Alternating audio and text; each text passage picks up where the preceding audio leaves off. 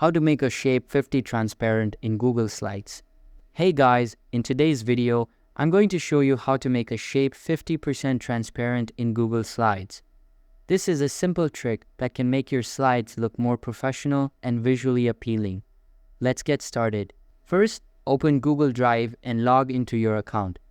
From there, either create a new Google Slides presentation or open an existing one. Now, insert a shape if you don't already have one on your slide. Just click the shape icon in the toolbar, pick the one you like, and draw it on your slide. Click on the shape to select it, then go up to the Fill Color button. It looks like a paint bucket in the toolbar. In the menu, select Custom. This will open the color picker, and here you'll see a transparency slider.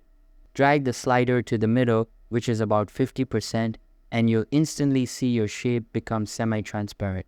Once you're happy with the result, click OK to apply the changes. And that's it. You've just made your shape 50% transparent in Google Slides. You can use this trick to layer shapes, highlight content, or give your presentation a cleaner look. That's all for the video.